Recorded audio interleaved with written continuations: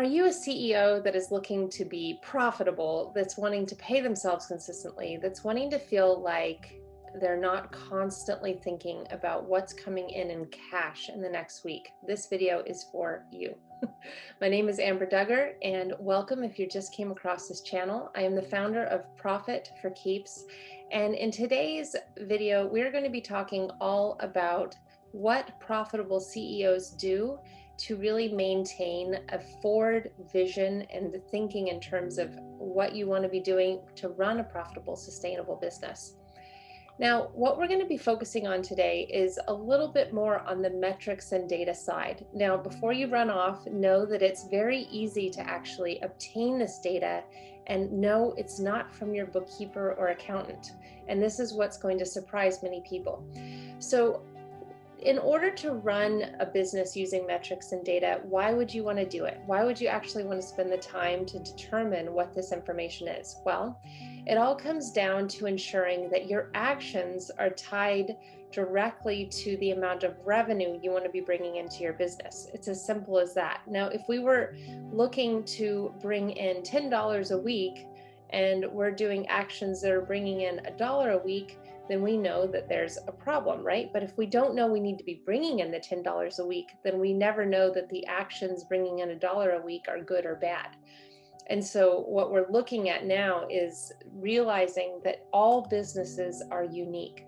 All businesses require a certain amount of money, individual and unique to that particular business, and it's going to look different than the next person. So the very first thing is just knowing that the data that you're going to be looking at is very individual and unique to you and your business. So it's looking at how much you want to actually pay yourself. It's looking at the expenses unique to your particular business. It's looking at, the type of team that you want to be creating. It's looking at the type of business you want to be running. How much time do you actually want to be spent actually doing client-facing work versus team-facing work versus family-facing work? All of these things are part of the overall equation. So what has been a detriment to many CEOs is running a business based on bookkeeping data. The reason that I admonish this or shy away from looking at the bookkeeping data as the primary source or metric is it's looking backwards. It's looking at what has already happened. So for example, if you have a launch that you just completed last month and you had a lot of cash come in, your bookkeeper could very well say, well, if you brought in that much last month, you could definitely bring in this much this month. But if you know your next launch isn't until the following month, then you know already inherently that the revenue is going to look different on a non-launch month versus a launch month. But a bookkeeper is only looking backwards, so all they have is the information of your most recent month, which is, man, you made a lot of money, so you should be just fine. Of course you can invest in those things for the next month. So that's one reason. Another reason is what you want to be able to do going forward. And so from an action standpoint, it's looking at the future months and seeing, okay, if I have this much money coming in last month and I want to spread it across the next 3 months before my next launch, that's something you can do when you're looking forward. When you're looking backwards or looking at bookkeeping data, you're not necessarily thinking about your needs in the future. You're looking at what has already happened. Now, you'll hear me talk about this a lot because this is something that I think is so deeply embedded in old patterns in terms of running a business to only look backwards. And we are on a mission to really break that mold and show people how important it is to be looking forward in their business. And allowing the bookkeeping to really help with the tax strategy and tax payments, etc. So how do you get this data? Well, the first thing that you need to do is just become more intimate with the data itself. Let's definitely get clear on what it is that you want your personal money to be going towards. Know what your business investments are each month, And then, of course, know how much money is coming into your business each month with those recurring payments that you have set up for your previous launches, for clients that are working with you in a certain period of time. And that's as simple as just having a spreadsheet with months listed out, and you can list out each client with the amount of money that's coming in each month from those different clients. That is a game changer, because once you start to see how much money is coming in each month, you can compare that to the revenue goal that you create from looking at your personal and business expenses. When you look at those two things together, it can help you as a forward thinking visionary to determine what it is that you need to do to bridge that income. You can then see, okay, well, the launch income, I'm going to spread it out over the next 3 months. I still need to make, let's say, $6,000 a month. How can I do that? Maybe I can bring on a couple of clients and bridge that income with $3,000 a month per client, for example.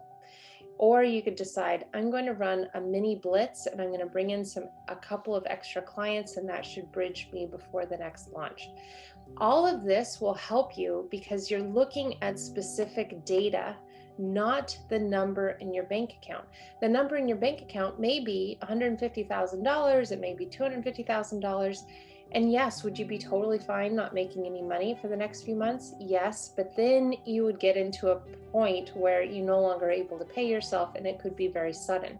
So by looking at all this from a bigger perspective of how do I run my business so that as I continue moving forward, I continue to have enough money to pay myself, I continue to have enough money for my business investments each month, and do so from a place where you have months to take action. And of course, you take action sooner than that, but you have months before you actually run out of money. It makes a huge, huge difference. So how are you using the data? One, we talk about revenue goal versus the amount of money coming in and compare the two.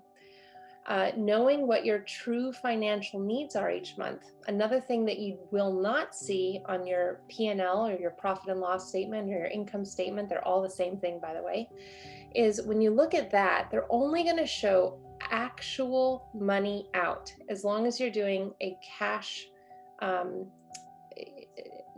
accounting, basically, not accrual accounting. I don't want to get into a whole accounting lesson, but basically most entrepreneurs are doing cash accounting. They're not doing the accrual method.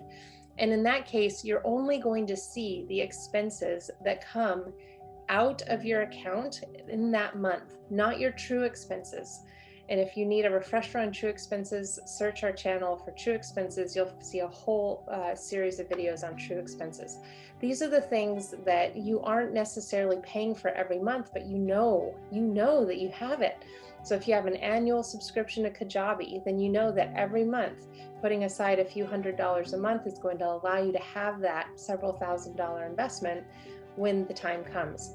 You will not see that on your income statement if you pay for Kajabi in November and you're looking at a year-to-date statement in the next year and you haven't even paid for Kajabi yet.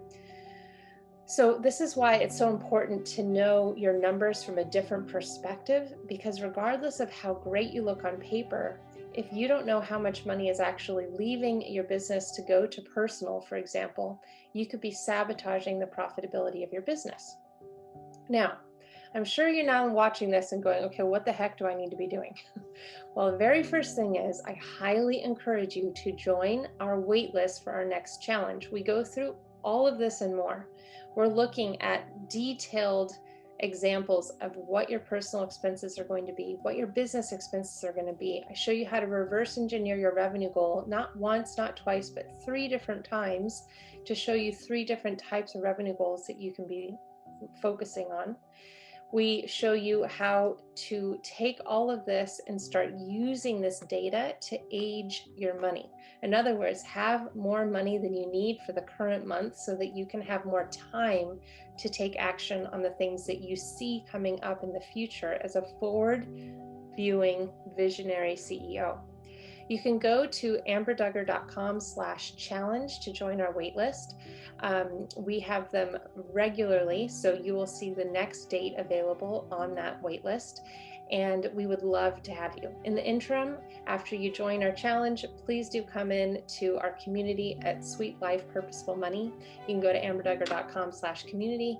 You will be prompted once you sign up for the challenge, as everything happens inside that community. Did you like this video? Be sure to subscribe to my YouTube channel and to get notified when future video tips are posted. Become cash flow savvy by joining our growing Sweet Life Purposeful Money community by going to amberduggar.com/community. This is where we help you become truly profitable in a sustainable online business. Until the next video, remember, money is simply a resource, and making peace with money allows you to pursue the things you enjoy with freedom. Much love to you. Mwah. Until next time.